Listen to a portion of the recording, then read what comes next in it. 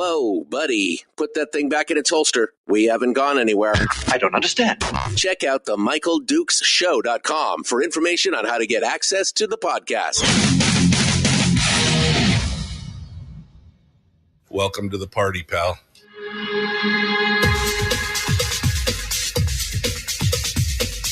The Michael Dukes Show. The greed and the entitlement is astounding to me. What more could you want from a low-budget radio program? This is a dumpster fire. That was just BS. It is time to get a new perspective. We know just what you need, and we've got just the cure. Open wide and prepare for a steaming hot cup of freedom. I just don't fathom it. The Michael Dukes Show, streaming live across the world. Live around the world on the internet at MichaelDukesShow.com and across the state of Alaska on this, your favorite radio station and or FM translator. Hello. Good morning, my friends. Welcome to the program. It is the Wednesday edition of the Michael Dukes Show, and we've got a lot of things to talk about today. First things first, though, I should mention that Representative, Senator Mike Shower will not be joining us this morning. He had a late night last night. They are into it up to their necks down there in Juneau, trying to get everything solved before the deadline tonight at midnight. And so he asked me to forgive him, but he is in the middle of it and said he is not going to be able to make it this morning to discuss all the stuff that's happening in the final minutes, which is fine because, man, there is a lot happening in these final days of session here, which is as normal, business as usual for all the stuff that's going on. It is definitely... well, let's just say it's definitely a hot mess going on down there in Juneau right now. So we're going to talk about that. We've got a lot of bills are in the hopper. A lot of things have been happening in the last minute. And so we're going to talk about a bunch of them and hopefully give you some knowledge because it's hard to keep up. It's hard to keep up even as plugged in as I try and be. It's hard to keep up with all the different things that are happening down there. So I imagine many of you have not had the chance to get all the details, so as it's so to speak, on many of these bills. So we're going to talk about that. We're going to talk about some of the limbo, some of the bills that are still kind of in limbo and what's happening there. And we will also talk with you. So I've opened up the phone lines today to discuss any of the things that you would like to talk about, any of the bills that you're concerned about or have been watching.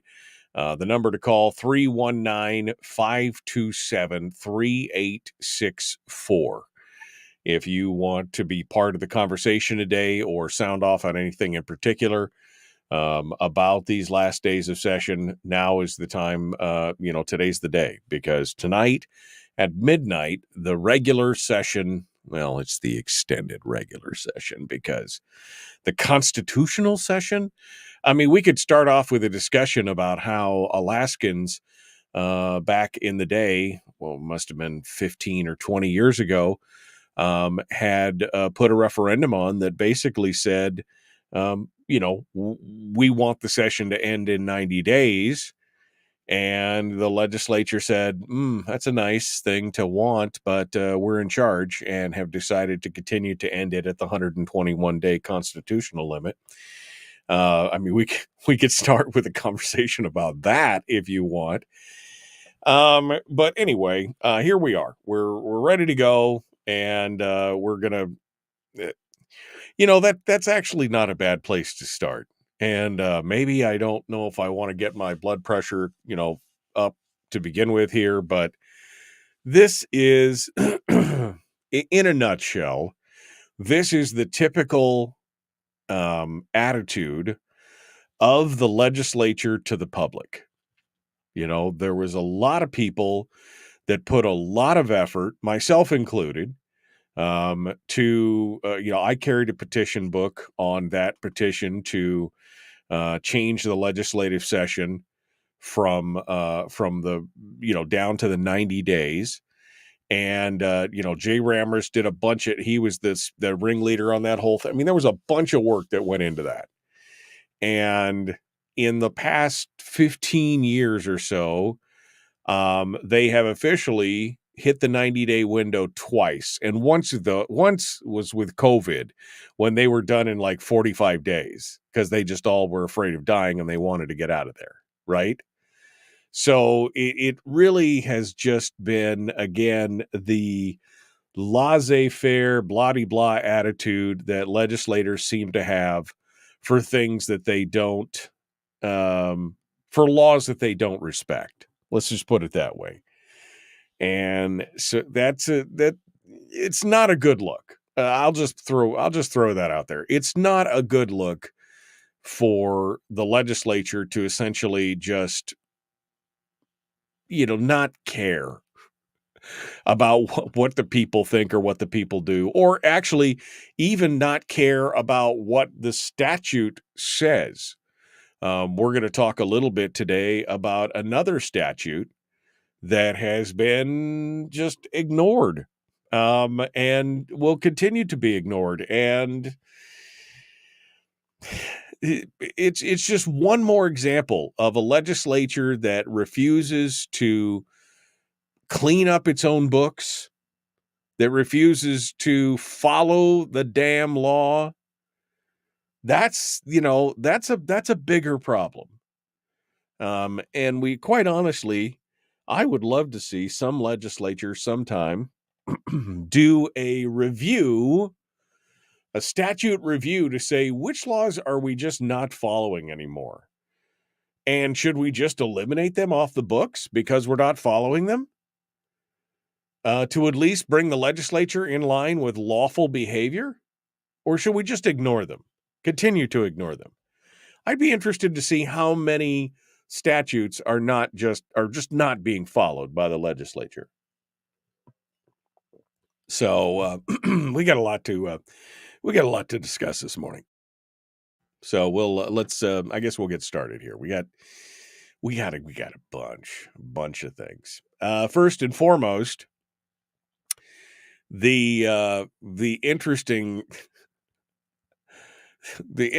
one, which has raised some, and I'm still trying to suss out exactly how this went down and exactly what the final issue is here. But Senator Kathy Giessel, who has done just a complete about face. Do we all remember the video where Kathy Giessel was sitting at the table with her husband and she steals her husband's wallet on the video and said, "This is like what happened with Bill Walker taking your PFD and that you deserve a full PFD." You remember that video, that Kathy Giessel? The one that got elected on, paying a full PFD and all that kind of stuff. And then you look at the Kathy Giessel of today and you're like, my God, are pod people real?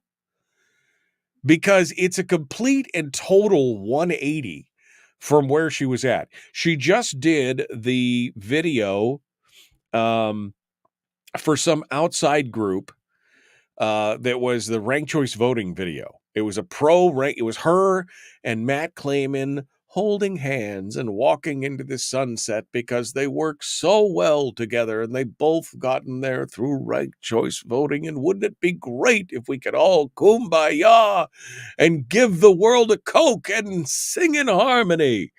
I mean, right? This ad is just, it's not an ad. It's a video. It's like a 3-minute video on how groovy ranked choice voting is and how Kathy and Matt they get along so well. And wouldn't it be great if, where did this Kathy Giessel come from? And when did she start carrying the water for all these different causes that would have been completely antithetical to the Kathy Giesel of 5, 6 years ago, 7 years ago. I just don't know. Where did she come from? It's a puzzle. But her actions continue. A bill that was proposed by the governor to help meet the teacher shortage was it was a one-page bill addressing the teacher shortage, and it was going through the Senate, and it was, right up until the point where Kathy Giesel stuffed her 52-page pension plan bill into it. 52 pages as an amendment.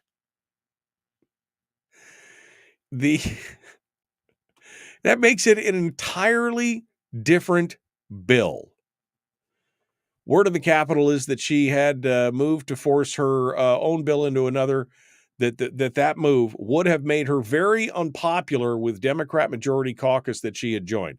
So again, part of the problem here is that you joined with the Democrats already in this situation, in this bipartisan coalition that she was touting in this video. But again, word in the Capitol is that her move to force her own bill into another had made her very unpopular. That's no more kumbaya for you. So Giesel, working on behalf of the unions, inserted the entire contents of the failing Senate Bill 88, which is a return to the defined pension plan, into House Bill 230. Now, Bert Stedman, who I disagree with on almost everything, almost, right? He shines in this moment because Bert Stedman, who was one of the key lawmakers in dismantling the old plan, the old defined benefits pension plan, which, left us with a $13 billion unfunded liability, spent 40 minutes on the House floor speaking against Giesel's amendment. 40 minutes. I mean, woof. Then Shelley Hughes got up, who agreed with Stedman. Then came David Wilson, who got up and agreed with Stedman.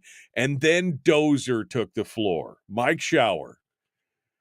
He said, this is a 52-page bill being shoved into a one-page bill. That's become one of those turduckens.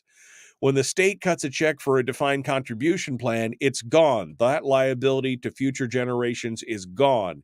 Not on the books. However, a defined benefit plan, when you have something where the state is assuming the risk, that's something that's not insignificant in this debate. He went on to say that Alaska's children and grandchildren and their great-grandchildren are going to assume the liability, and that today's workers want to move around and do not want to stay in a job for a dozen years. In addition, he mentions in passing, we have billions of dollars that we're trying to make up from the previous defined, but we still owe like $7 billion in liabilities to the previous plan. 6 or 7 billion, somewhere in there.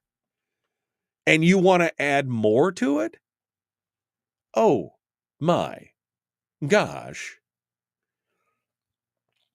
So this goes on to talk about the HB 230, what it originally talked about, which of course was trying to allow teachers to count out-of-state years of teaching towards their retirements. And I mean, it was a one-page bill. It wasn't super complex, but it was a way to try and fill all these teachers' positions. This was not it. This was not it. Then Giesel gets up during her closing remarks and mentions that President Gary Stevens that he has a house in Kodiak and that his house might get broken into because there's not enough police. What? It was not a threat, but it was on the boundary of what was considered appropriate, according to Must Read Alaska. I mean, is that really a threat, or is that just superb and supreme hyperbole? Well, it's a nice house there, Mr. President. It'd be a shame if somebody broke into it because there's not enough police because we don't have a pension plan that everyone likes. Really?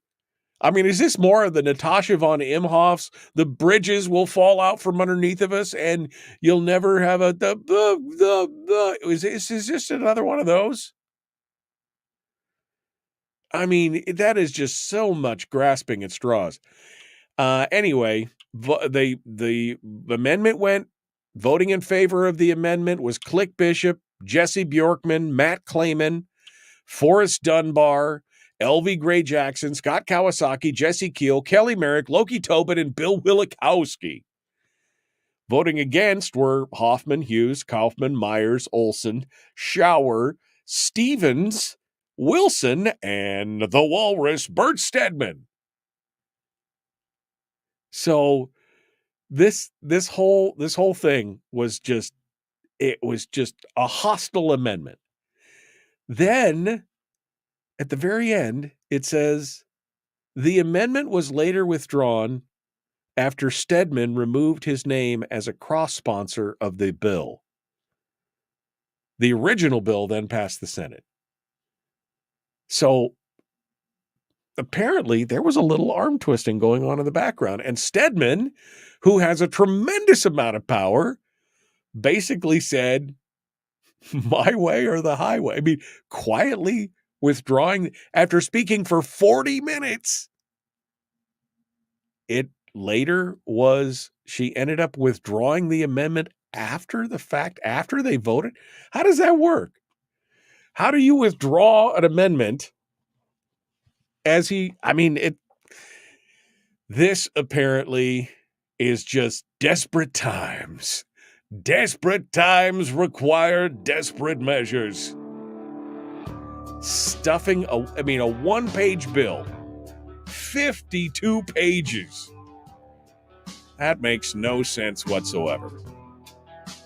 All right, we got to go. We'll be back with more. Phone lines are open, 319-527-3864. The Michael Duke Show, Common Sense Radio.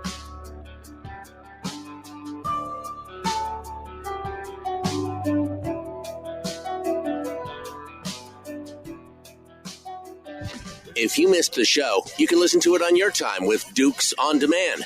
Oh, and it's free. Like America used to be. Streaming live every weekday morning on Facebook Live and MichaelDukesShow.com. Oh, good morning.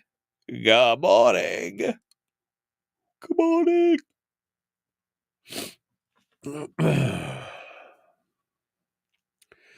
Nothing on Facebook, Bill. We're all on Facebook this morning. There's a whole bunch of us on Facebook. Bill's stuck all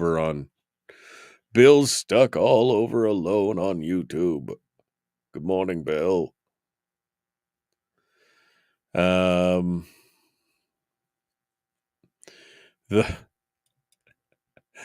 walrus has once again stabbed the Matsu in the back. We're talking about the rail issue. We'll get to that here in a little bit.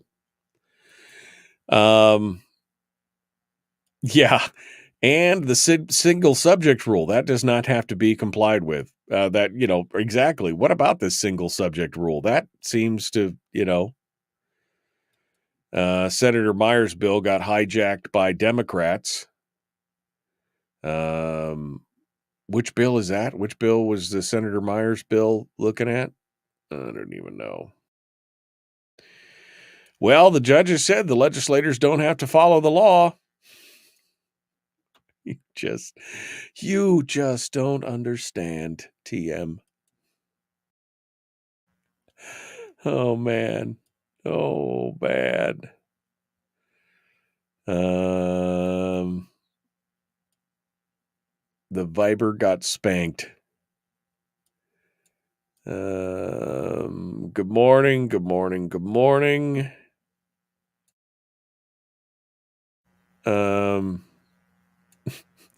Interesting. Oh man, Cindy. Interesting that Natasha is coming to a Kenai Soldotna Joint Chamber meeting to talk about fiscal responsibility. The greed and the entitlement is astounding to me. I just don't fathom it. My father is at home dying of cancer, and I am here listening to the biggest crock of crap I've ever heard. I'm so sick of it. Get a grip, people. Vote for this budget. Or no state trooper, no one will answer the phone. Thank you. Thank you, Senator von Imhoff. Would anyone else? Thank you, Senator. I mean, I'm not, I feel bad about her dad, but it's the whole, we're going to talk about fiscal responsibility. Amendments can be withdrawn under reconsideration. I just didn't see a reconsideration vote, but I wasn't watching the whole thing. So, I mean, So, Willie is keeping Bill Company out there on the thing. There you go. Willie's keeping everybody counting. It's a clown show. Yeah, Bjorkman definitely appeased his union handlers. Yeah, Bjorkman jumping right on board, though. HB 400 went to the House floor last night. Anybody know what happened? I don't. There's so many House bills flying around, or so many bill numbers flying around. I'm not sure. Kendall, we'll have to keep an eye out. What's going on? Pet adoption, confidential personal info. Kawasaki added it to a hunting and fishing bill. What? The pet adoption? I don't even know. I mean, this is if there's any time to be watching what's going on in the legislature, now is the time to do it, because they are stuffing stuff into bills that have, it's just like no correlation.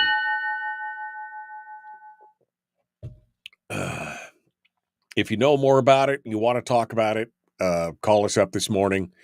Tell us what your thoughts are. Oh, and somebody asked about the mayor's race in Anchorage. Well, Suzanne LaFrance is leading right now 54% to 45%. That's initial. Remember, conservatives vote late in the day. So we'll see what happens here. Jumping back in, here we go. The Michael Duke Show, Common Sense Radio.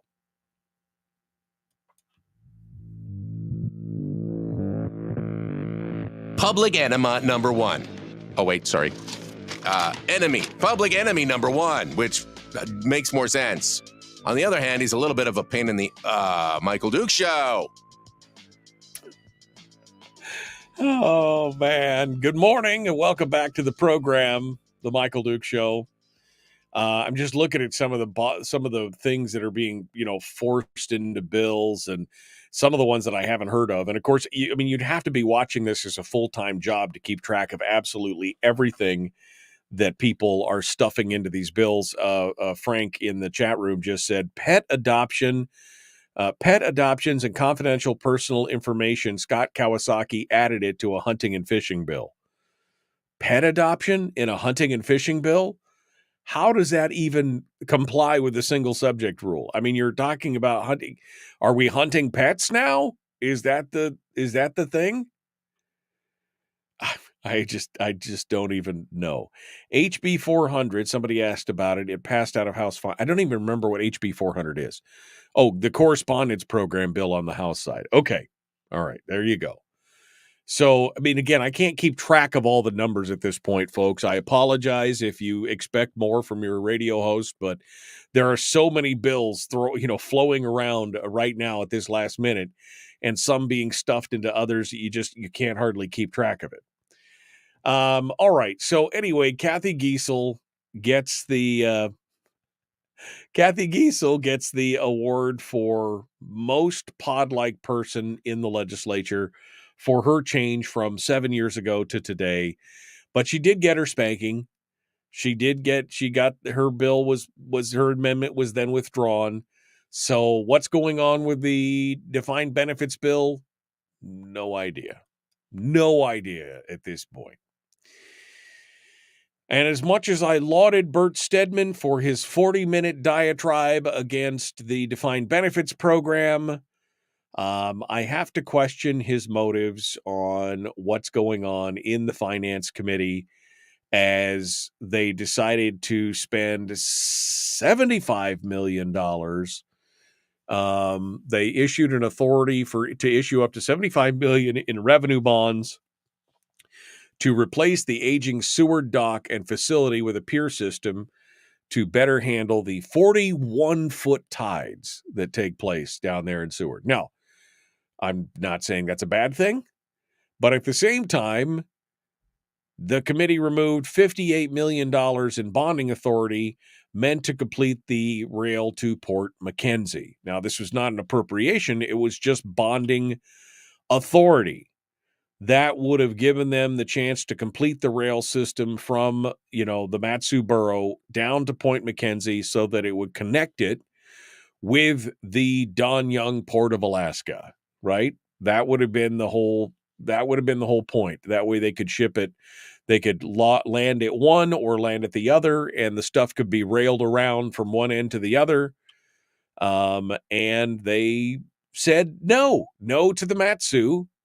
And at some point, you've got to start asking the question of how much of this is just spite and angst. Now, I know the rail bill has had some issues, right? There's no doubt about it. I mean, the HB 122's funding for the Matsu project had been placed into the bill during the House committee proceedings.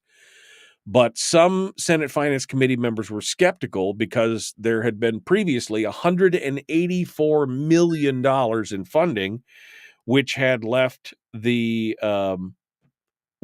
rail project uncompleted. And so, I mean, I understand that there's some hesitancy there. But again, this was a bonding authority thing. But I got to ask the question, how much of this is just personal spite? I mean, we talked about this last week where, Mike Shower was looking for $100,000 to put a clean water well into one of his constituency's communities. That was removed. And they gave $1 million to the walking trail, the long trail, I mean, how much of this is just spite? I just don't know. They talked about how the Port of Alaska is going to be competing with Port Mackenzie. And I don't know why would it be in competition? I don't understand. I think both of these projects had merit. The sewer dock, obviously, it needs to be upgraded, needs to be retrofitted. It's having some problems. And they need to finish a line to the Point Mackenzie so that it connects to the rest of the rail system. That just makes sense from an infrastructure standpoint. Has there been money wasted? Possibly. But do we need to get it done? I would say that's a big yes. I believe that infrastructure in the state is important. It's one of the few things that I think that we should be spending government money on. Now, does it need more oversight? Yeah, potentially. Does it need more, yes, whatever it is. But again, this wasn't an appropriation. This was a bonding authority thing. And so I just gotta ask, at what point does this become just, at what point does this just become plain, sheer schoolyard stubbornness? Is it really that they were uncertain about the rail thing, or was it they're just mad at the Matsu? They're mad at the Matsu for voting for Shelley Hughes, for voting for Mike Shower. Are they just mad that is that really what it's about? You're going to take the second most popular borough in the state, populous borough, not popular. I'm sorry, I apologize. That was not the right word. The second largest borough in the state, and you're going to continue to throw it under the bus because you've got a tantrum over you don't like the people that they send to you? I mean, this is The Port Mackenzie project could be a backup dock for the Anchorage port. The railroad has been working on a federal grant that requires a state match. That's what they're looking for. Stedman emphasized the need for a comprehensive review of rail extension projects in the 2025 session, prioritizing initiatives that maximize statewide benefits. But I mean, again, as a backup to the Port of Anchorage and as a secondary, why wouldn't that make a lot of sense?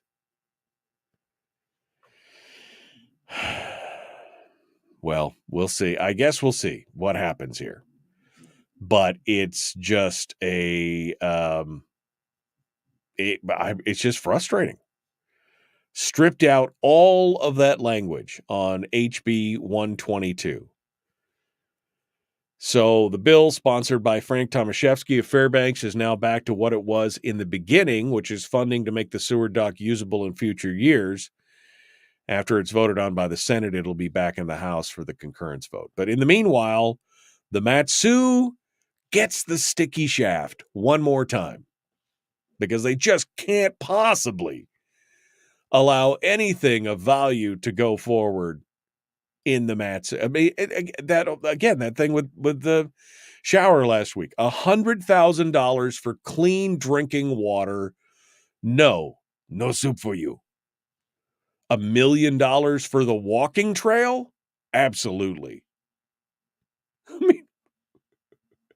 I mean, where are the where's the outrage on that? Well, my walking trails are good for us. So is clean drinking water. I'm just saying, clean drinking water is, oh man. And this is the second time Kevin says in the chat room that they put that amendment in. I mean, there you go. They really, really, really don't like the Matsu. Really don't like it. What are you going to do though? Right? I mean, what are you going to do? It's hate and spite towards the Matsu, says Terry in the chat room. Yeah, I mean, I just think it's kind of like I said, it's the schoolyard stuff of you won't do what we tell you to do, so we hate you. Remember, that was this whole bone of contention with Stedman in the Senate started when Mike Shower started railing against the binding caucus. That's what it started, because up until that point, I mean, they were closely holding the reins of power. They could tell the senators to do whatever they wanted.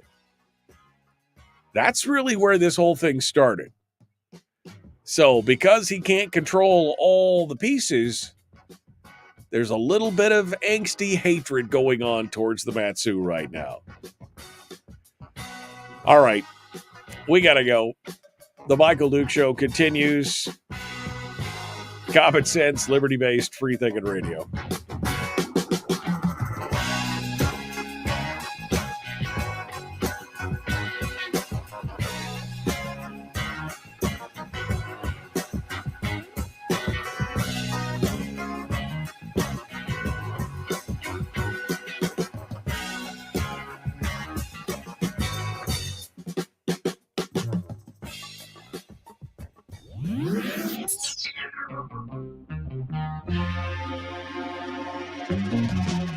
Running on 100% pure beard power. Oh, also some coffee. We dip our beard in coffee. Ha, nice beard. The Michael Duke Show.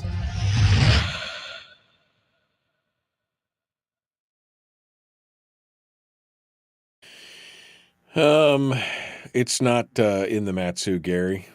Gary says, usually the municipality, it's not the state as a whole, raise the tax base for the Matsu water. It wasn't in the Matsu. It was outside the borough. So that was the thing there.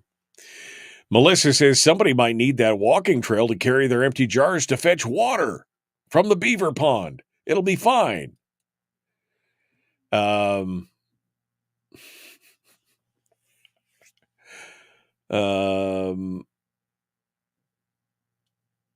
Let's see.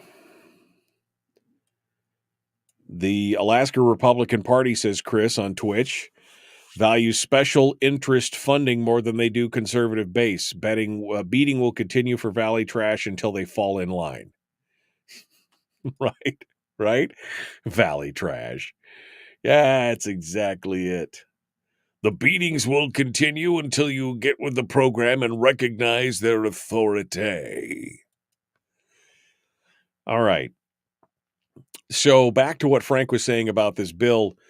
The pet adoption bill was Rob Meyer's bill. Ledge Legal said it cannot be added to any current bills because of the single subject rule.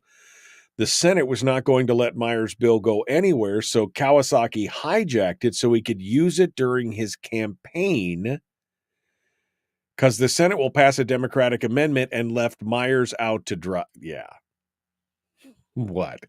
Are you saying there's politics involved in this? Is that what you're saying? That there's some politics involved in this whole thing? Say it ain't so. Just tell me that that's not what you mean, that this is just, no, it would never happen. Use it for his own ends? No, I just don't believe it for a second.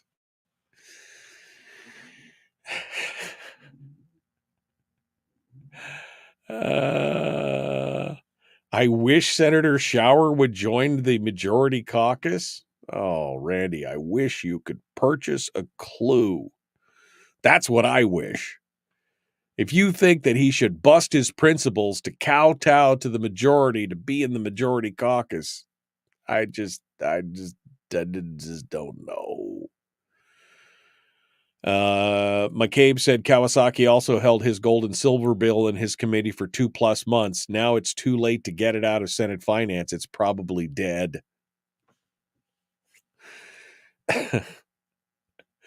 I mean, it's frustrating. Frustrating. All right. What else we got here? If you guys want to call in and talk about any of these bills, again, I welcome your phone calls this morning because otherwise I'm just going to flabber on all morning about all these different things. But man, there is just some crazy stuff going on in the, in these last few days in the legislature. We're going to talk about the property tax exemption. We're going to talk about the slashing of royalties for the Cook Inlet. We're going to talk about this new rail belt transmission system that they're working on, and more. Oh, and the PFD. We'll talk about the PFD as well. We'll go through this thing with a fine-tooth comb. This should be fun. We'll talk about the PFD. We'll see what happens. Oh, did you see Slovakia's prime minister wounded in an apparent assassination attempt? You want a world war? That's how you get a world war. You assassinate a Slovakian prime minister. Wasn't that, it was Yugoslavia, right? It was Ferdinand, Serbian, it was, whoever it was. You want a world war? That's how you get a world war. All right.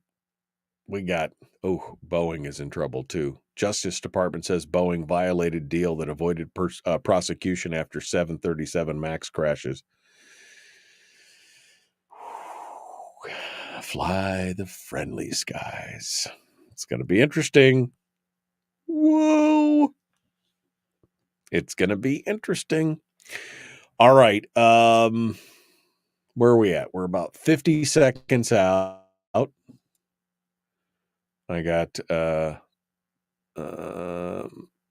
sorry, I got messages popping up all over the place. All right. Royalties slashed? Yes. Yes. Royalties have been slashed. Although not down to zero. I guess that's the only thing that I can say is that, at least they weren't to zero. Oh, but pretty close. Pretty close. And what's the cost going to be? Nobody knows yet. Nobody knows. It's going to cost something. It's going to cost something. We'll figure that out here shortly. All right, let's go. The Michael Duke Show. Common sense, liberty-based, free-thinking radio. Like, share, subscribe, ring the bell. Let's do it. The Michael Duke Show. Not your daddy. Wait, sorry. Not your daddy? Ooh, not your daddy's talk radio. Whew. I was scared for a second. Thought we were going down. Here's Michael Dukes and the show.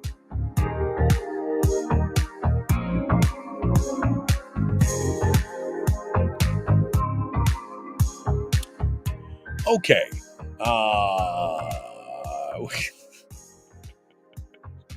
The chat room is pretty salty right now. Brian says, I hope it pours rain every day there in Juneau. Well, just make it miserable for them. I hope you have a plague of locusts while you're down there.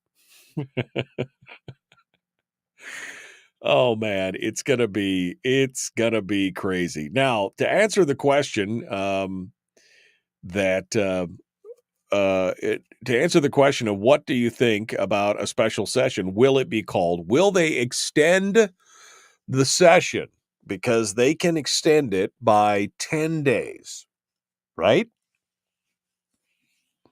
They can have an official extended session that's adjacent to the regular session, but they'll have to do it tonight. And the question is, do they rush these bills through today? There's two bills that obviously are super important to everybody. Although, again, the energy one it just bothers me that we've created this crisis environment to pass all this stuff under a crisis environment. When the answer in the short term leading to the long term is importing LNG, which, I mean, no, I'm not happy about it. I would much rather have Alaskan gas at my beck and call. Yes, absolutely. I mean, I fought for an in-state gas line for years until the metrics just turned out not to be feasible and affordable. But at the same time, we've created this artificial crisis type environment where, well, look, it's going to go down and it's going to do this. And if we want Alaskan gas, well, yes, if we want Alaskan gas, that will be 2 or 3 times as expensive. I don't know if it's that hyperbole. It may be less than, may only be 50% more expensive than it would be to import the gas. Then why would we not be at least putting the framework in to import the gas now to avoid the crisis so that we have time to work on the rest of it? I mean, right? Anyway, so back to the question. Sorry, squirrel. I got distracted. What will the special session be called? If they don't come to some kind of consensus on the energy bill or the schooling, the correspondence schooling thing, then they will probably call some kind of, the 10-day extension will probably be invoked because I can guarantee you in this election cycle, these people damn well don't want to have to come back for 30 days in the middle of the summer. Because remember, when it's in session, there are no election activities occurring while the legislature's in session. Absolutely verboten. No, verboten. No, just none. So they want to make sure this is all in the rear view mirror and get it out. So potentially could be a 10-day extra extension of the session. Depends on what happens today. Kevin says in the chat room, Kevin McCabe says, there's no crisis. We have 3,000 years of clean coal within 40 miles of Anchorage, plus Healy. I mean, I'm with you, Kevin. Another great idea. Maybe we could use some of our own coal, or maybe we could do some of that. But that's not the argument. That's unfortunately not the argument right now. The argument is something completely different. Well, yes. I would love to speak with Rob Myers about this. He says in the chat room, it'd be a lot easier to get Alaskan gas if the Jones Act was repealed. We have had a lot of discussions on this program about the Jones Act. We had a discussion on this program years ago with Don Young about the Jones Act and how it was problematic for Alaska. Anyway, Rob says it would be a lot easier to get Alaskan gas if the Jones Act was repealed. Then we could buy an LNG tanker and ship it down from the slope. Yes, we could. That would be a good one right there for sure. All right. We're going to continue here. I've got more bills and more things going on, but I do have a phone call this morning. And as I said earlier on, we'll see what you guys want to talk about this morning in this final day of the session, and we'll get it going on. Let's go over here and get started. Good morning, Randy. How are you this morning? What's on your mind?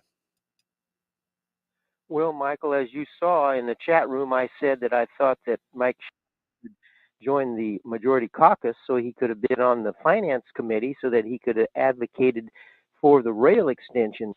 And I think it is not selling out his principles if he has even more good effect, because I like what Senator Showers says about voting integrity and about he's probably all in favor of the rail extension too, I bet. And that's why I wanted him to join the majority caucus so he could have even better effect for us in Fairbanks and his constituents in the Matsu. Well, but the problem is he would be affecting his principles because he has taken a principled stand against the binding caucus. And that was the only way he would have been allowed. And I'm not even sure if he had sworn an oath in blood under the night of a full moon, if he would have been allowed in the caucus. But let's just say he would to have abdicated his position on a binding caucus. Do you think a binding caucus is a valid way for a legislative body to rule? Are you still there? I'm still here. Hello? Hello? Oh, I'm sorry. You blanked out for a second. Did you hear what I said? Yeah. Do I think that the binding caucus is a valid way of conducting business? Yes, that's my question to you. Yeah. Well, it would hasten the end of it hastens the end of the session, when they got to come to a decision because that's their constitutional duty to pass a budget. And so the time to put input into, what should or should not be in the budget is leading up to that point. But at the final day, they got to vote for it, and so it's okay by me. But, he can advocate for it all boils down to that PFD, the size of the PFD, and he can strongly advocate for a real large PFD all the way up to the very end. And then if he has to vote for whatever the size of the PFD at the final day, that would have passed anyway. So there's no reason to posture when there's no difference. That's what I think. So you would be okay if you showed up in the legislature on the first day and they said you can join the club and be part of the majority, but you have to guarantee us your vote on the final bill, regardless of whether or not you have problems with it or think that there's something hanky or think that there's something wrong or that it's just unaffordable. And for your position, Randy, they would say you could do that as long as you guaranteed us our vote, even if it's not a balanced budget. Randy, would you take the deal? Well, yeah, I'd join the caucus, but I'd strongly advocate for a balanced budget all the way through the 180 days or 190 or whatever it is, 110 days or whatever. That's when you have your effect is all up leading to that. So you would vote. So you'd vote for a non-balanced budget at the end because you had your bite at the apple. Yeah, if I had to, and if it allowed me to have more input all the way along the line. Okay. All right. Well, that is the fundamental difference between you and Mike Shower, Randy. I think that just speaks it right there, because the problem is that's the lie you've been told. You've been told the lie that, oh, you'll have all this input in the process and you'll have all this. Yet the powers that be are the ones that control how that input is used, whether it's heard, whether the bills are even moved forward, and everything else. So let me just spell it out for you. It's a lie that you have all this input in the process of, I mean, we've seen things in committee. What was the bill that was just, the committee put a bunch of amendments in. I'm trying to remember the bill. It was a Sarah Vance thing. What was it?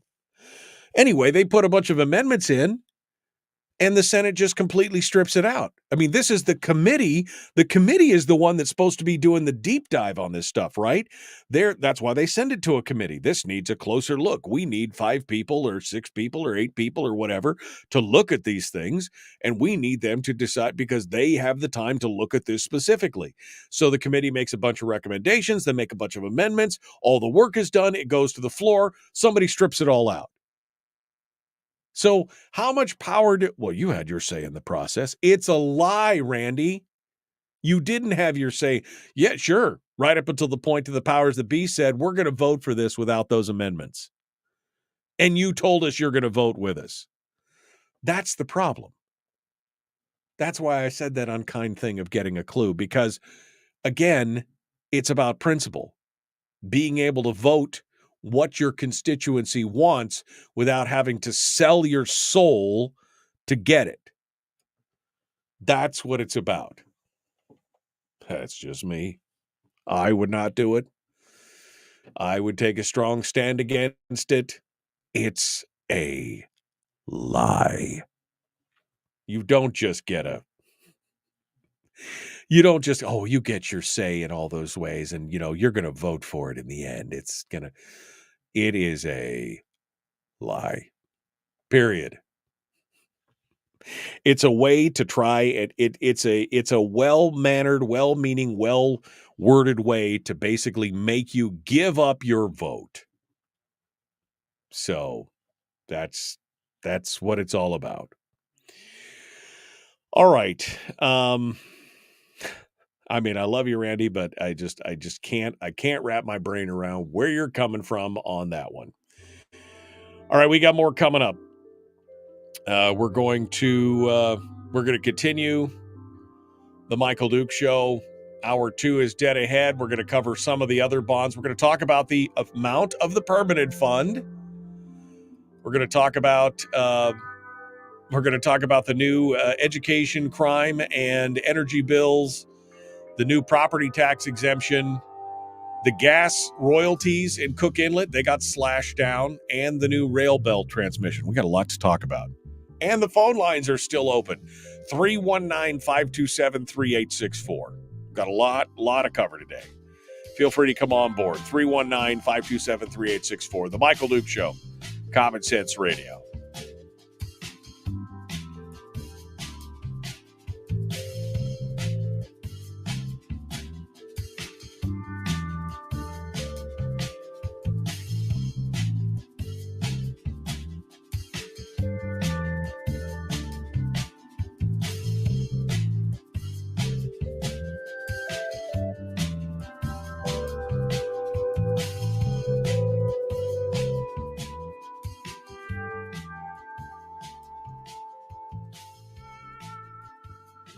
Okay.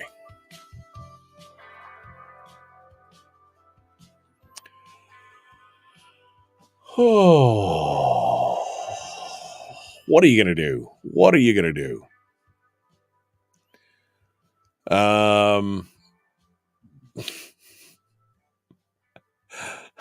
And then Jennifer just drops it in the middle of the room, just like plops in. Here you go. Republican Women's Summer Salad Spectacular. Let's get 3 borough assembly and 2 school board members elected. I hope so. And Kevin McCabe voted to increase the age of vaping from 18 to 21 to put it in line with drinking and tobacco. I mean, if they can go to war, they should be able to buy a cigarette. That's just all I'm saying. If they can go to war, we could...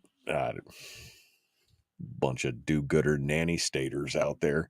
Not you, Kevin, particularly, but I mean, come on. If they could be called up and sent to war to die overseas, should they be able to make a decision about whether or not they should be able to smoke a cigarette or have a drink or vape or whatever it is? I mean, Did you add, and then Frank says what? McCabe wants your money for that nasty habit. Did they add more taxes to it on top of it? I mean, my God, the city of Anchorage already taxes the vaping stuff at 50. Vaping is a smoking cessation thing, right? It's done a good job of helping people quit smoking, and it's 95% safer according to the Royal Cancer Society in England. In England, their smoking rate has dropped precipitously because the National Health Service embraced vaping because it was 95% more, it was safer, right? And yet here in America, I mean, Anchorage, like I said, 50% tax on everything. 50%. It's insane. It's just insane. There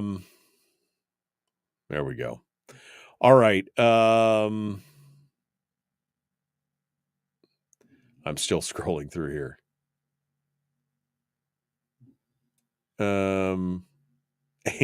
Well, Jesse is making my point for me here. 18, don't even know what changed. Your vote is assisted in making young adults arbitrarily criminals.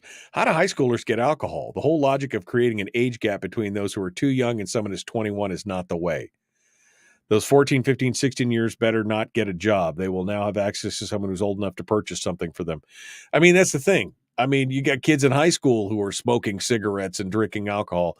Do you really think that arbitrarily changing the law to match up is going to make it it makes no sense. Yeah. And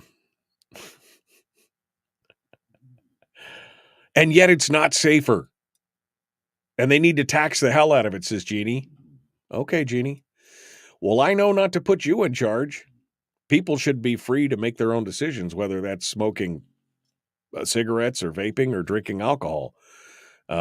You say yet it's not safer, yet again, the National Health Service and the Royal Cancer Society have both said 95%. But again, don't let the facts get in your way on that one, for sure. Let's see. It's the weird stuff being added by the younger generation. Well, sure, you vape vitamin E or whatever the hell that those people got killed on. Yes, sure. Anything can be turned to a bad thing. When is a person an adult? If you can go into the military and be killed overseas to fight and die for your country, I would consider that probably the right age, wouldn't you? I mean, shouldn't you? I'm just asking. It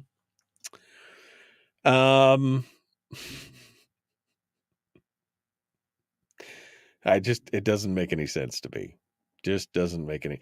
By the way, the millennial generation and the younger millennials and younger, they don't drink at the rate that we used to. I mean, Gen X, man, I remember high school, there were kids drinking. I was never a big drinker, but there was kids drinking all over the place. In fact, we had a couple students that died from alcohol poisoning. They drank so much. But this day and age, apparently, the younger generation, that's not their jam. It's it's crazy.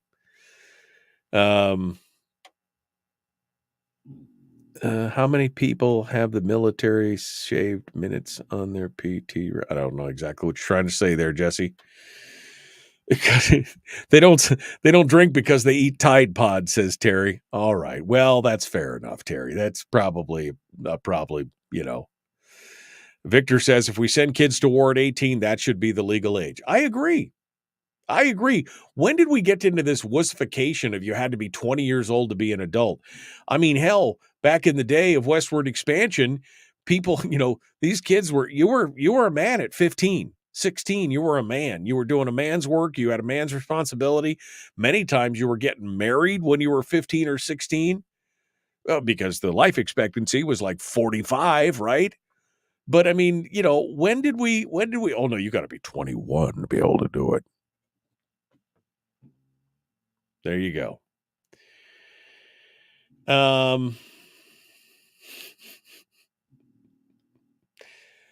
Anyway, all right, we're going to continue on the Michael Duke Show. common sense, liberty-based, free-thinking radio. Everybody's getting involved at this point. Let's jump ahead and move along. Here we go. Hour 2.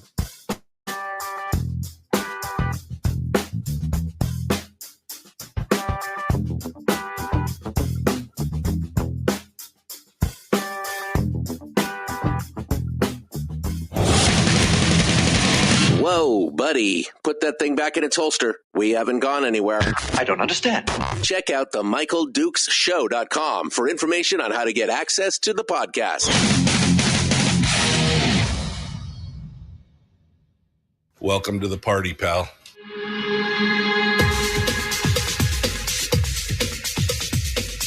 The Michael Dukes Show. The greed and the entitlement is astounding to me. What more could you want from a low-budget radio program? This is a dumpster fire. That was just BS. It is time to get a new perspective. We know just what you need, and we've got just the cure. Open wide and prepare for a steaming hot cup of freedom. I just don't fathom it. The Michael Dukes Show, streaming live across the world. Live around the world on the internet at MichaelDukesShow.com and across the state of Alaska. This is your favorite radio station and or FM translator. Good morning, my friends. Welcome to the program. Hump Day, middle of the week.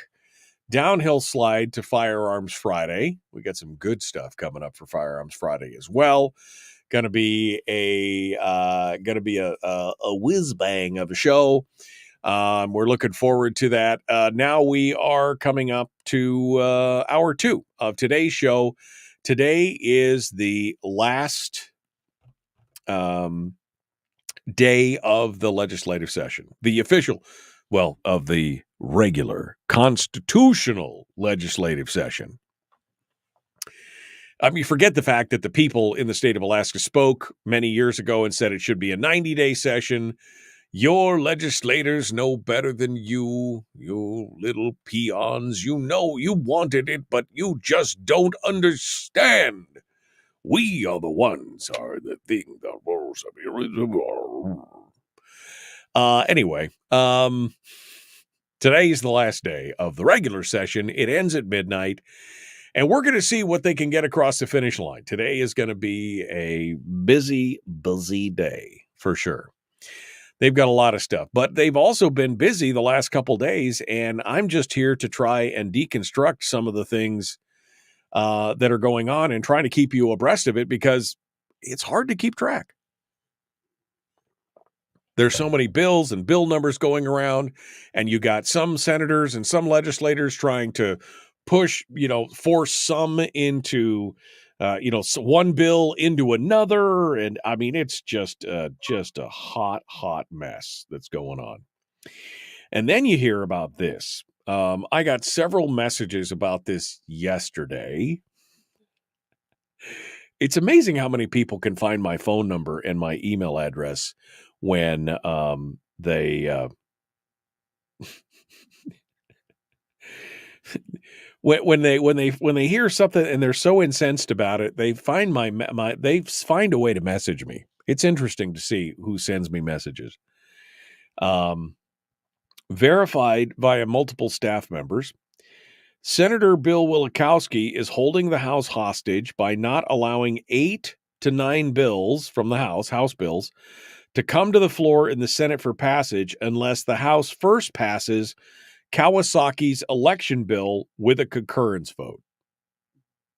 That's the whole thing. That's, again, kind of illegal, just like the whole binding caucus rule, right? You're offering a quid pro quo. You're offering something of value to influence a public official's actions.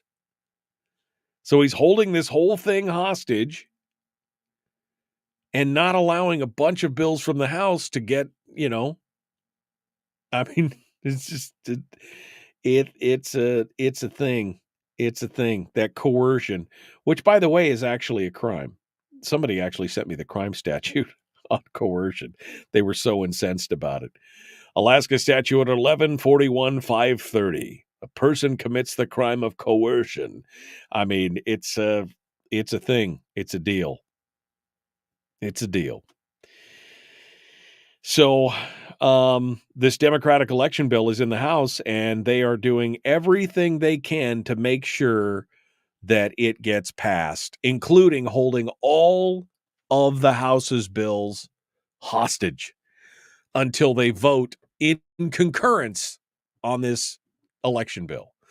You know, this is the same election bill where they had the same day registration and a bunch of other things. Now they pulled the same day registration out, but that's just indicative of what the rest of the whole thing looks like, right? That's just indicative of the whole thing at this point.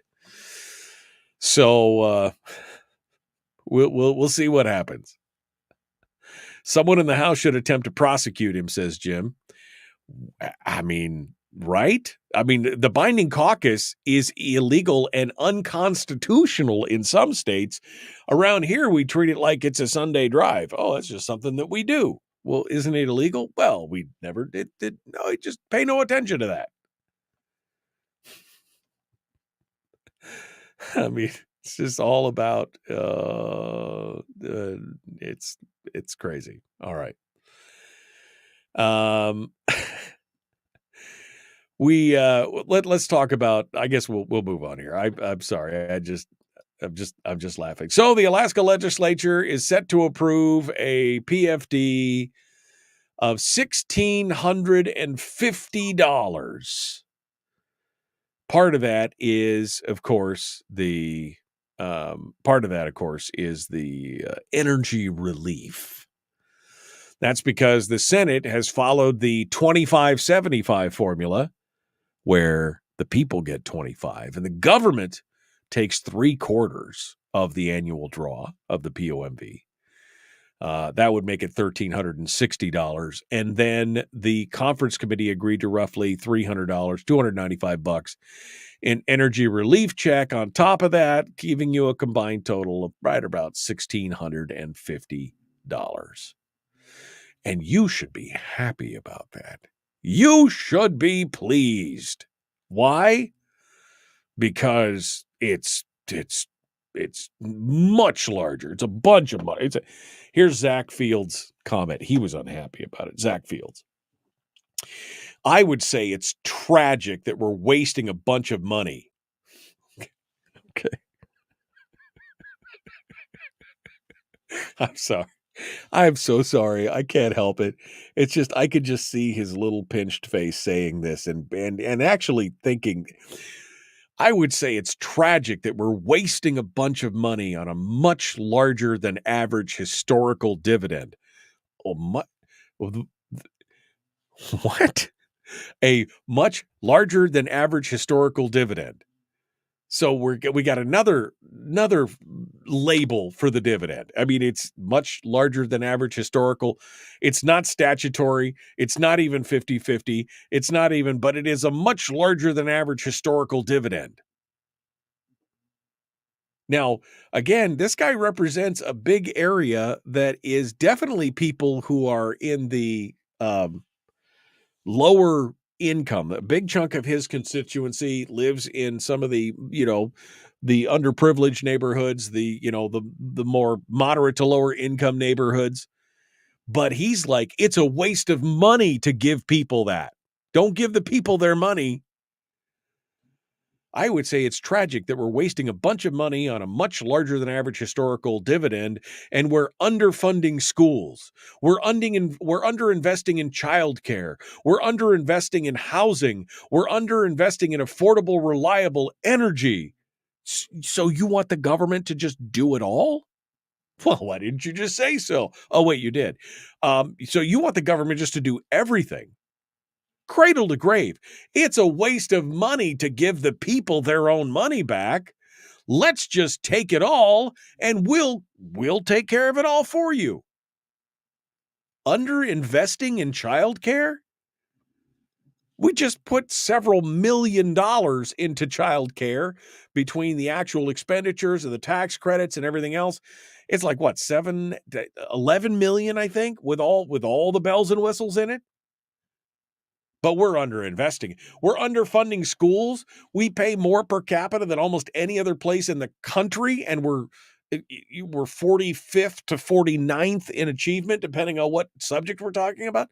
We're underfunding schools. We're underinvesting in housing. When is it government's job to... Oh, my God. Okay, so anyway, $1,650. That gargantuan dividend. That's what that'll be the next one. The oversized dividend, or the large, extra large historical dividend, the much larger than average historical dividend.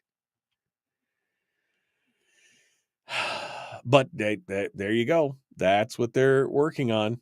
The Senate, again, following the 75-25 formula. It's an amazing thing.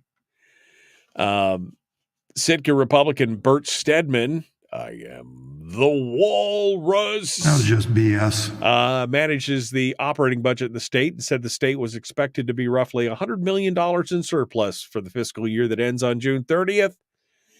If the funds are not spent before then, they would be deposited in the state's main savings account that has $2.7 billion in it. What about paying back the CBR?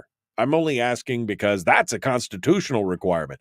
I know you can ignore statutory requirements, but it's supposed to be paid back. We owe it about $10 billion. I mean, you might want to look into that. For the fiscal year that starts in July, Stedman said the budget is expected to be balanced based on anticipated revenue. Well, and we know how well that all works out. I mean, it's all worked out. Anyway, $1,650 is the amount of the dividend as the conference committee works itself out there. We'll have to see where it goes from here, but I do not have high hopes that it will get any bigger.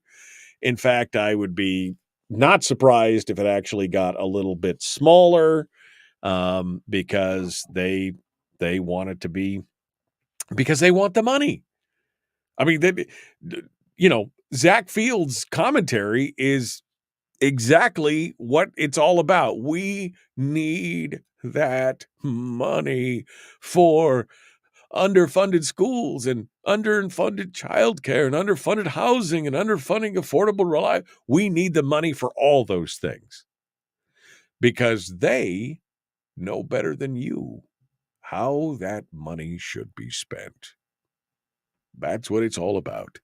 Silly, silly children. Just let the adults in the room do the talking and we'll take care of it for you. Pat you on the head and send you back. That's what it's all about, folks. That right there is the entire thing in a nutshell. All right. We gotta go. We got more to talk about. Gosh, I got so much to talk about. But the number is for the phone lines are open, and the number is 319-527-3864. 319-527-3864. Feel free to call us up if you want to talk about it. And if any of you legislators who are in the chat room, and there's a few of them in the chat room, feel free to call us up and tell us what you're looking at today. We'd love to hear it. Feel free. Phones are open. We'll continue. The Michael Duke Show. Common sense, liberty-based, free-thinking radio.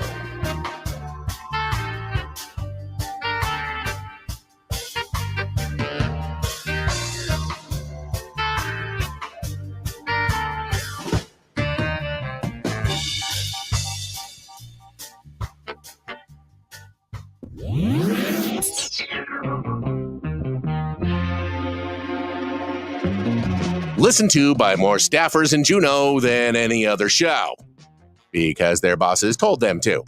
And after what they just heard, oh man, they're going to be pissed. You're a bad, bad man. The Michael Duke Show.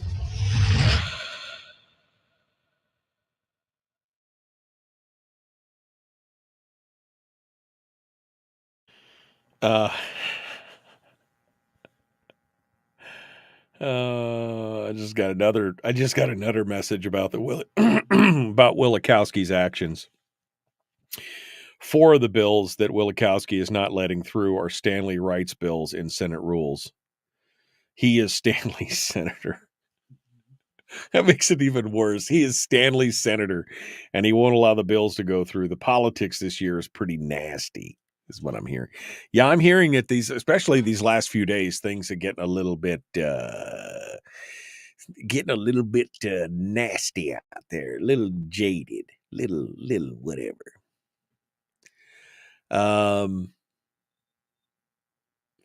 scrolling backwards here. See what you guys want. Okay.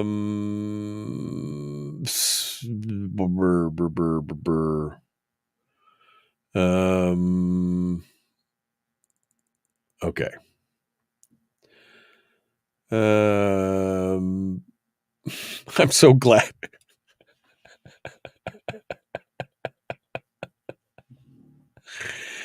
Oh man, I'm so glad I'm not getting all the government that I'm paying for. This is true. All right. Good morning, conductor. I see that occasionally. Oh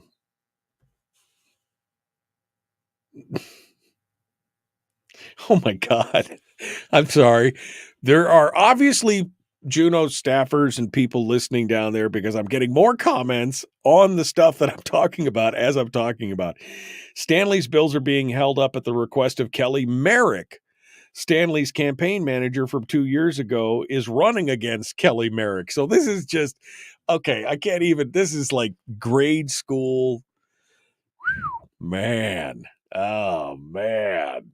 I mean, it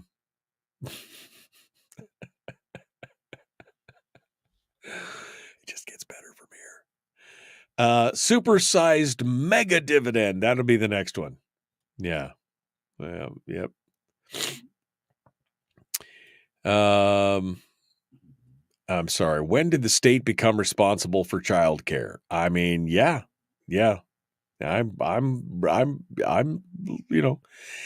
Kevin also reminds us to keep in mind the Constitution requires that 1/3 of our budget be capital projects. We have not done that in more than a decade. I mean, it's just a suggestion. That's what the Constitution is. It's just a suggestion.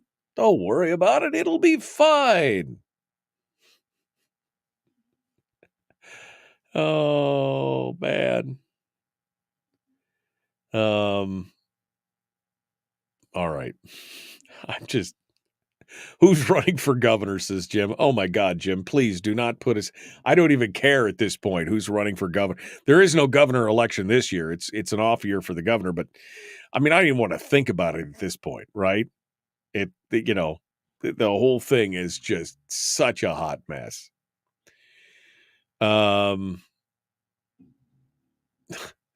Hey, Mike, try to ask one of them what happened when the 88 amendments to the Protect Girls in Sports bills. I mean, yeah, the filibuster that they tried to do with 88, 89 amendments. They were trying to hold it up. They debated it for hours before it finally passed. I mean, it got to the point of ridiculousness. We're going to be pulling the kids' pants down and looking at their genitals to see that. What?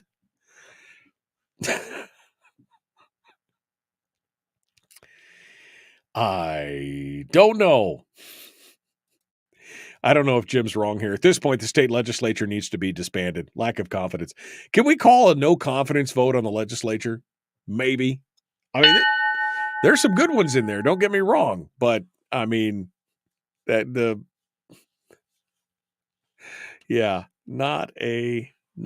good time.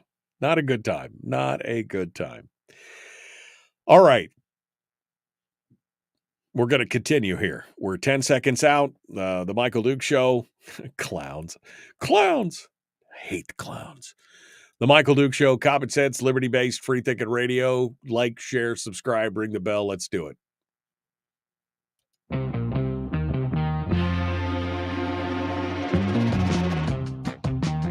The Michael Duke Show. Seriously humorous with a pinch of intellect. pinch of sorry, that is humorous. Here's Michael Dukes.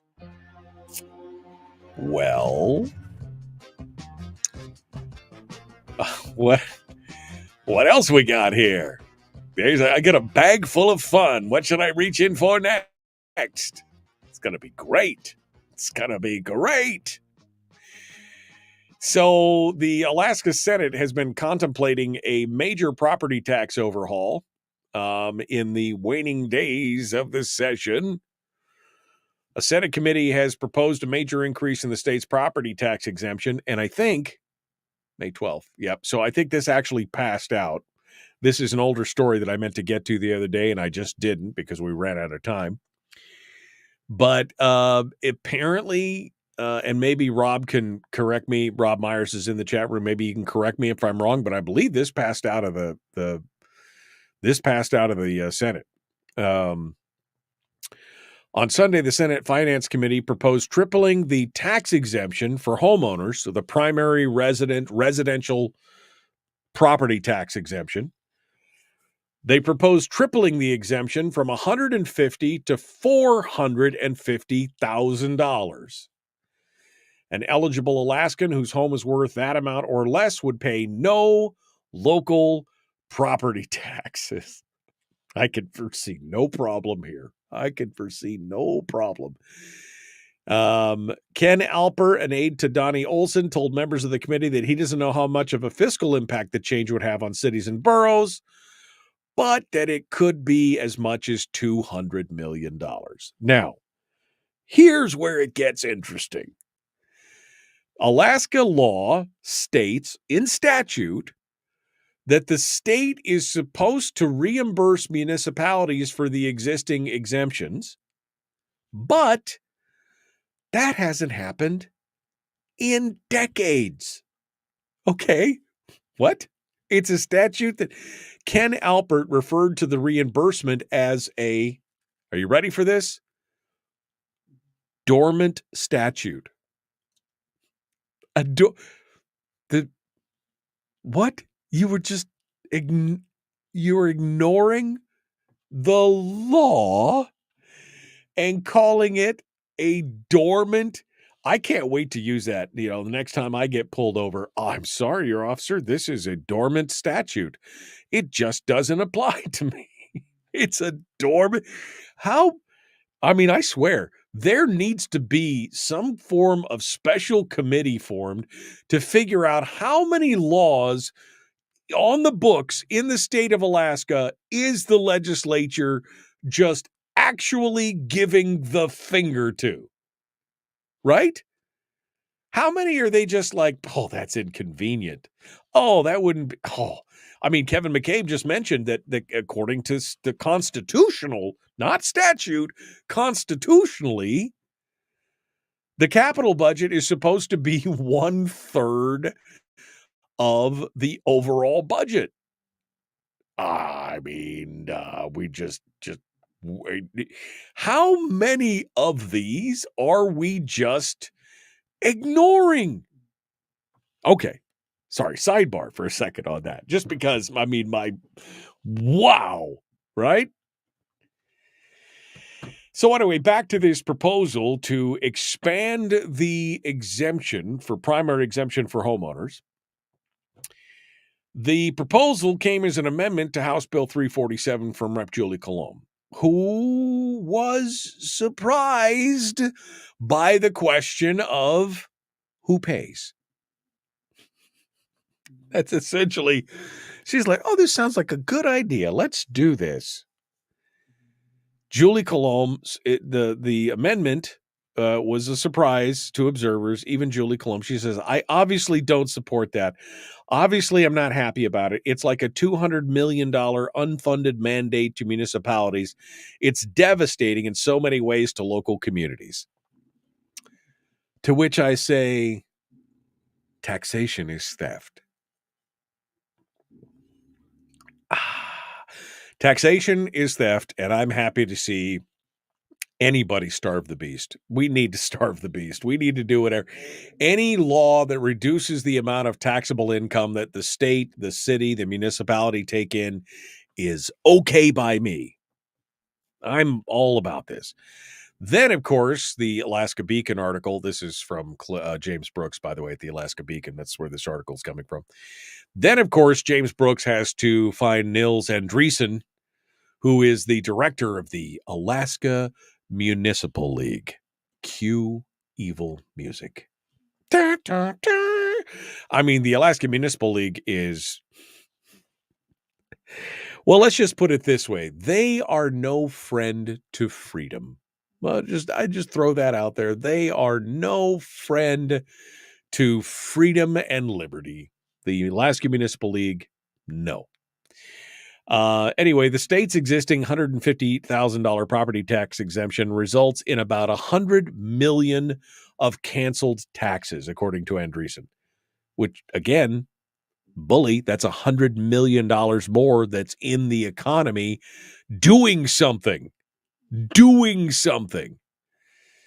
And he said that because some homes are worth less than the $450,000, he said it doesn't expect the value to change to be another $200 million, but it would still be massive.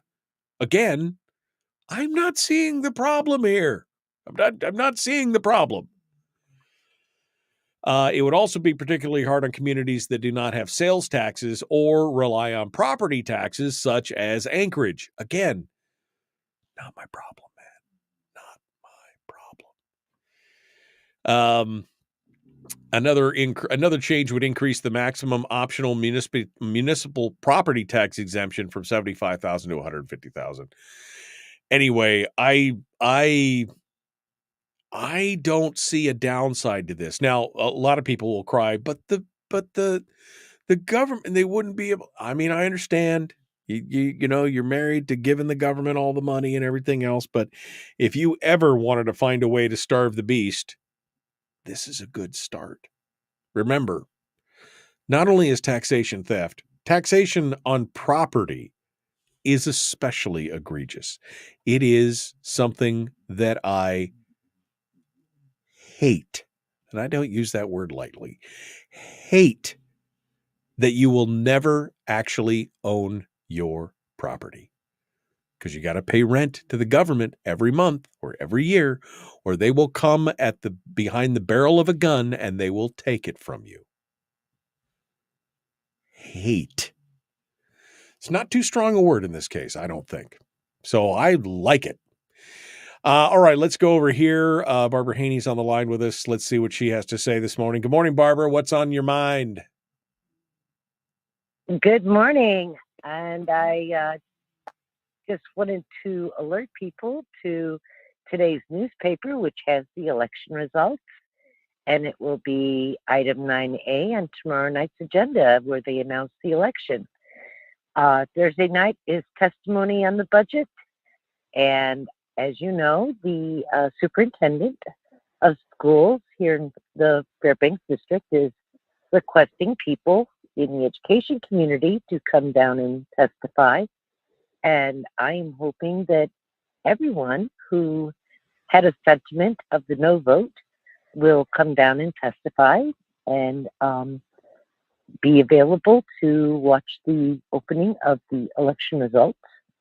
But there'll also be an opportunity to testify on the budget. There were so many people with such great suggestions for the budget that I hope they all come down and inform the rest of the assembly of the wonderful ideas they had to reducing the budget. And myself personally, I just want to thank everyone in Fairbanks who came out and voted. It was an awesome experience. We won the early vote.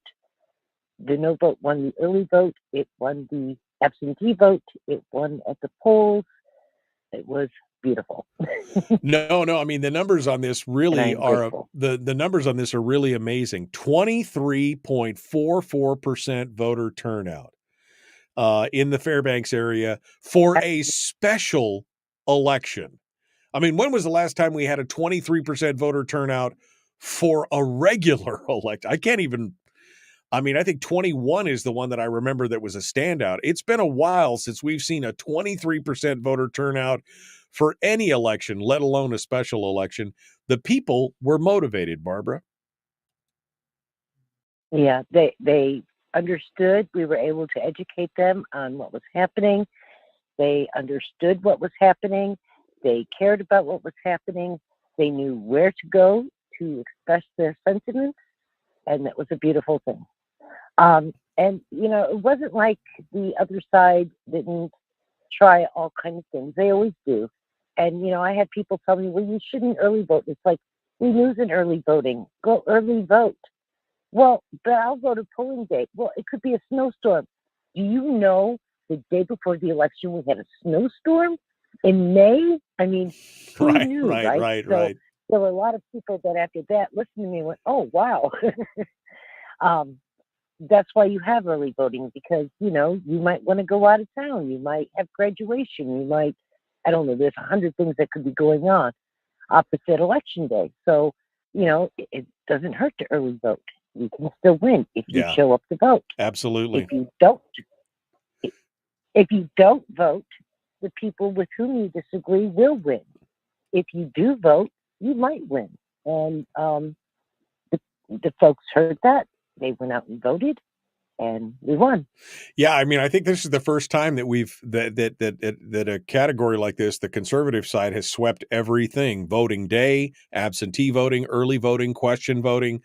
They won every category, and I think that is 67%. By the way, almost 68% no versus 32% yes.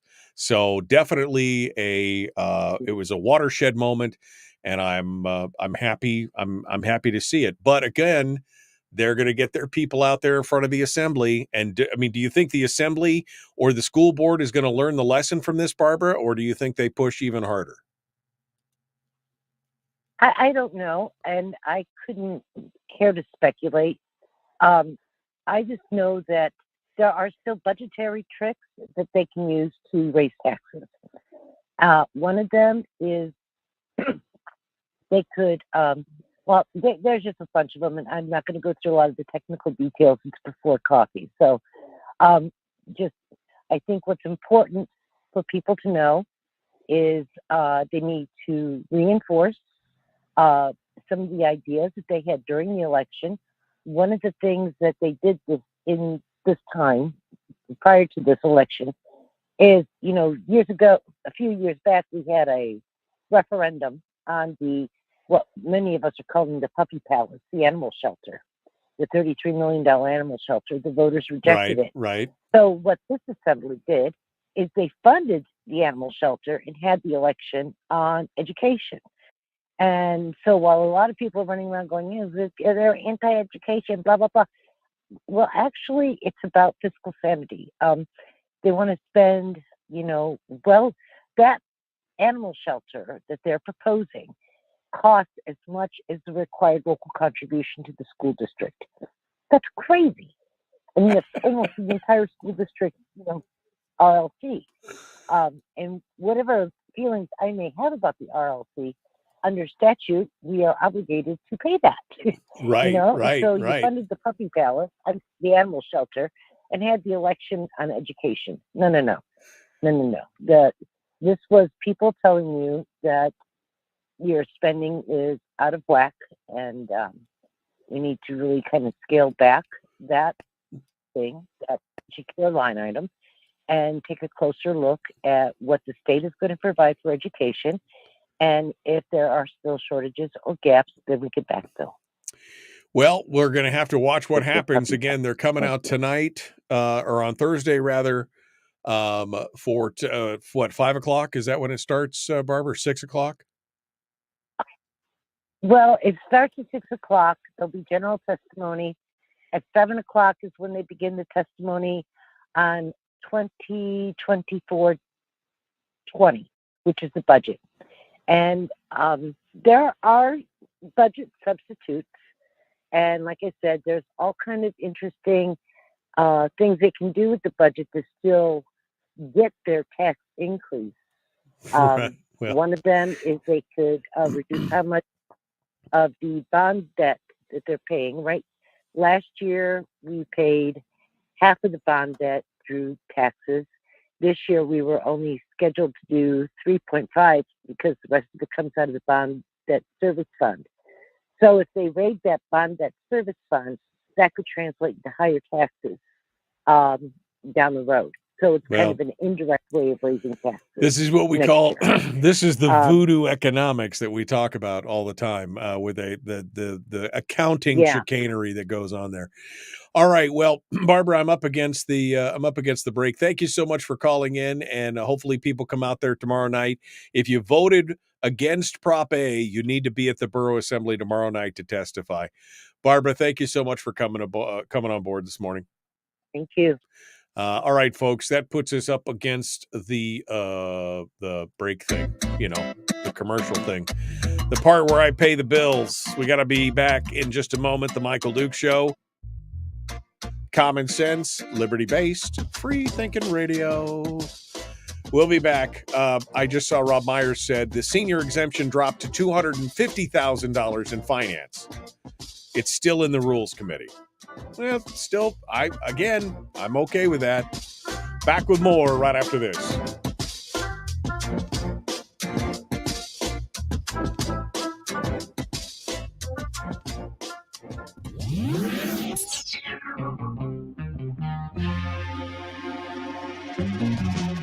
Running on 100% pure beard power. Oh, also some coffee. We dip our beard in coffee. Ha, nice beard. The Michael Duke Show.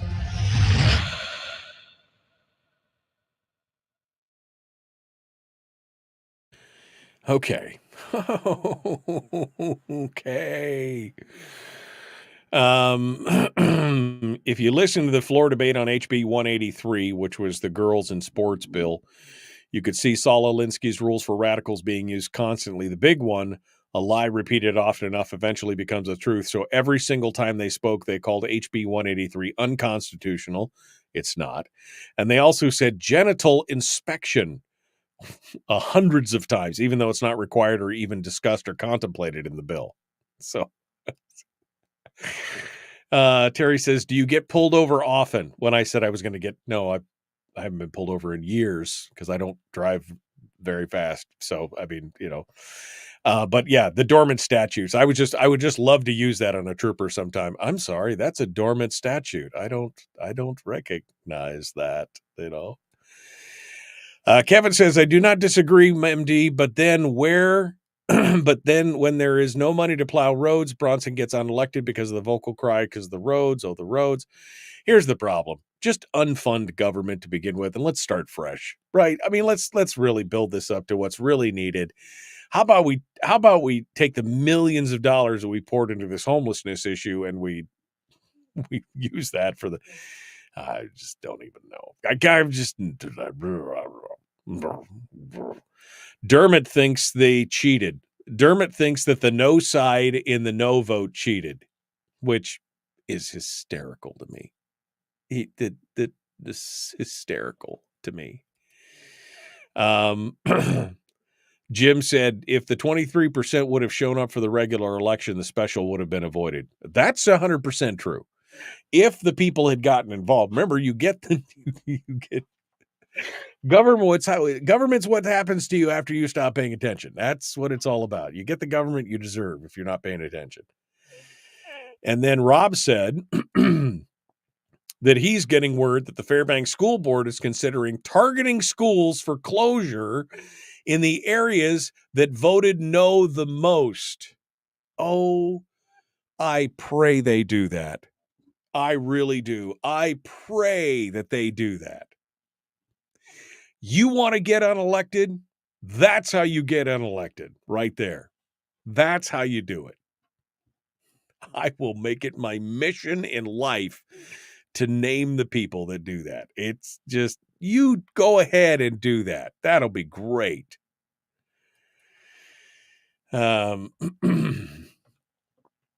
More. Let's see. Don't forget, it's for the children. Going through here.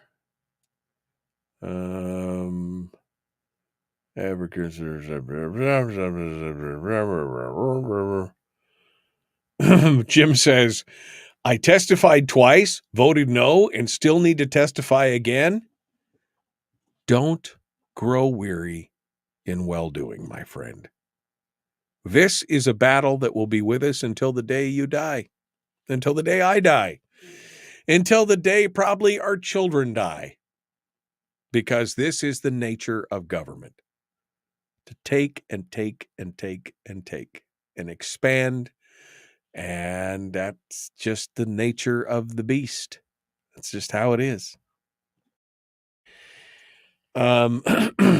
Brian says, how does one cheat? I don't know. I haven't read the Dermot article, but that's the second or third time I've seen somebody say that Dermot Cole basically said that the no side cheated. I haven't read the arguments because, quite honestly, I can't stand Dermot Cole's reasoning. I mean, the guy irritates me, but I'm sure I probably should go read it just so at least I have some kind of, understanding of what's going on.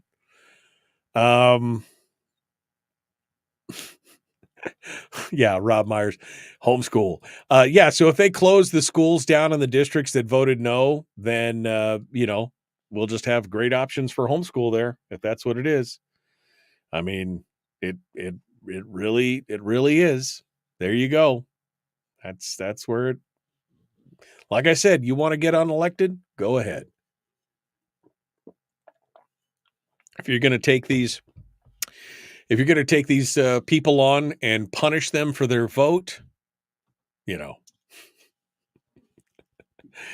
yeah, Kevin, that's exactly how Kevin's like, LOL, I haven't read the article because Dermot. Yeah, the guy, he makes my head explode with his reasoning sometimes. It's like, I mean, I'm arrogant sometimes. He is like a professional, like full-time job. That's just how it is. Okay. What else we got going on here? We're up against the break already. Damn, that was quick. All right, one final segment. Dermot just record requested me. Did he? Dermot just asked for record request on your emails. Good for you. Good for you. Well, there you go. He wants to know, how could I possibly lose? Because you're wrong. I mean, and the people don't. I mean, you guide you, man.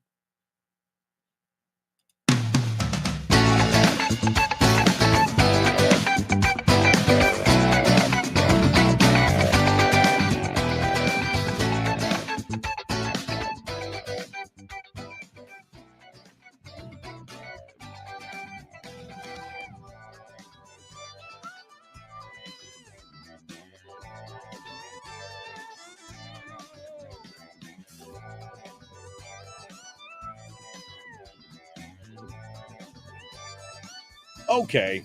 We're into the final segment of the show for today.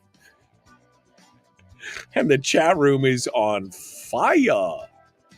Man, they got a lot of good stuff in there just going on and on. Dermot Cole, apparently in Fairbanks, Dermot Cole is bent out of shape about the results of this election. He thinks that everybody on the no side cheated. In fact, he's already submitted a records request for Melissa Burdett, who's a school board member, and Barbara Haney, who's an assembly member. He wants to find the smoking gun. We need to find out how they cheated. I mean, of course, the school board and the school district and everybody else already cheated by spending all this money to educate the public and do all this other kind of stuff. But that's not cheating. That's just they're giving them their due. Yeah. Yeah, when the left wins, then everything is good. But if they lose, then the right must have cheated. That's the answer. Okay. Where was I? The dormant statue thing is still it's still sticking right in my craw. All right. I guess we can come down to the final segment here, talking about the big, this is going to be the big push. For the energy solution, right? Yarth Rosen over at the Alaska Beacon is writing about the royalty bills for Cook Inlet gas and oil. So this is one of several different bills that are out there. House on Monday passed a measure HB 223 that reduces royalties for new production of natural gas and oil from the Cook Inlet. Because again, I mean, I don't know how many times I have to say this, but is it a crisis with a small c or a capital C? Everybody in the legislature and everybody, in the utility world and everything else, they're treating it like it's a crisis with a capital C. I, again, make the argument that this is a crisis with a lowercase c, meaning we could see that the production is rolling down, that those are going to be a problem as we move forward and everything else, but that we have an opportunity to offset that and put some time, put some time in front of us and give us some time to deal with it by figuring out and working through the PFD, right? Or working through, the LNG import. But no, we can't let a crisis go to waste. We got to let it all go down. So what would the bill do? Well, the revised version, the original bill proposed eliminating all of the royalties in Cook Inlet. Like, just pump it as fast as you can. You get to keep it all. The revised version puts a 3% royalty on the gas and where was it? I'm sorry, I just lost it in the article. It was a 3% royalty on gas, a 6.5% royalty on new oil. So gas and oil. So not quite as zero, which again, better than zeroing it, I guess. But then they added this stupid provision for allowing what they call reserves-based lending, which means the borrower, the energy company or whatever, utilizes the reserve that they're leasing as collateral for money that they're borrowing. And while Will Stapp and I disagree on a lot of stuff, I think he pretty much nails it here. He comes back. Where's his comment here? Because I was just like, this is the. I'm sorry. I had 3 stories open about this, and it's. I'm trying to figure out which one has got Will Stapp's point on it. Basically, he goes on to say, "This makes no sense." Here it is, right here. Here it is. Will Stapp, a Fairbanks Republican, said he was skeptical about the the reserve loan thing. He said he was skeptical and said the state would essentially be taking all the risk. He said, it's our oil and gas. So we're going to allow a company to use our oil and gas to take out a loan from us. In what world does that make any sense? That's like you're leasing a house to somebody and they're like, well, we'd like to buy the house from you. And so can you loan us the money and we'll use the house as collateral? But I own the house already and you want to, what? I mean, what? It's insane, man. They literally, how can you look each other in the eye and say, this makes sense, total sense? Let's just, we'll just use the reserves as collateral, but we own the reserves. How does that help us? All right, let's go to the phones here. One final call for the day here before we run out of daylight. Let's go over here. Good morning. Who's this? Where are you calling from? Good morning, Mike. This is Mark in care of the Alaska Freedom Council. How are you this morning? Good, Mark. What's on your mind quickly here? Well, I want to be quick, but I want to give you something to think about. The ERIC system that the states involved us with, Dominion and the ranked choice, I believe are being used to separate people, Alaskans, across the board from their resources. Also, I think that we need at this point to ask for Nuremberg Court to be set up. I think each state should have that as a venue, a Nuremberg Court for the felonious activities with regard to these kill shots, these biological kill shots that they have been peddling. And finally, I think the biggest damage done to the state in the last 65 years is the public pool system. I want to thank all Alaskans for taking their kids out of these public pool systems.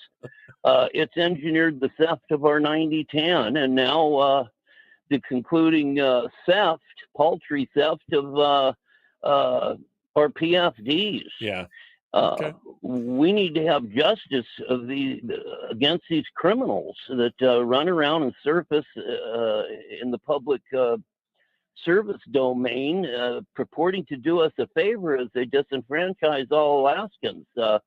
Indigenous Alaskans were never informed of their Alaska State Statute Mines and Mining Section 28A1 90%, and I just wanted to throw those ideas out you and the wonderful Alaskans. Also, thanks all the interior Fairbanksans for voting this nonsense down. Maybe we can remove that beast of burden, the $33 million doghouse. It kind of reminds me of Jimmy and Tammy Faye and their $6,000 doghouse. Yeah, no, exactly. That's not a bad comparison. All right. Thank you, Mark. I appreciate it. Yeah. I mean, I would hope that the people in Fairbanks, I mean, maybe they'll get mad enough to find a way to reverse the whole thing on the $33 or the $33 million puppy palace. I mean, because it's a doghouse. It's a doghouse for $33 million. That's a thing right there. It's nutty.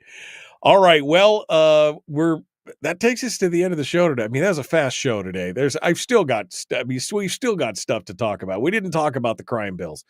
We didn't really talk more about the education bills. We really didn't. But this just gives you a taste of what these legislators are going to be facing for the next 18 hours. I think they're starting here in just a couple minutes with their first session of the day and the various committees and everything. But they got to close tonight at midnight. I guess we'll see what happens. It should be entertaining, if nothing else.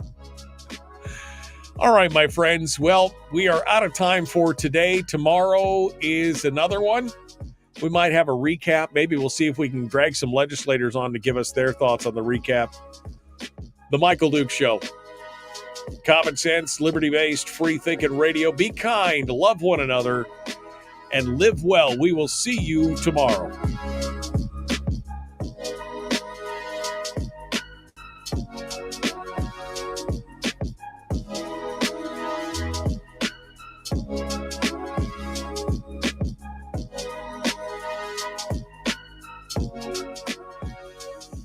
It's not a crisis. It's an opportunity. That's what Rod says. That's true. I mean, that's how they see it. It's a crisis with a big C, so they see it as an opportunity. Never let a crisis go to waste. Never let a crisis go to waste. But don't you worry. Don't you worry. We'll save you from yourself. Goodbye. Goodbye. All right. Well, that does it for me today, folks. When she speaks, that means I got to do what she says. We will see you guys tomorrow. Have a good day.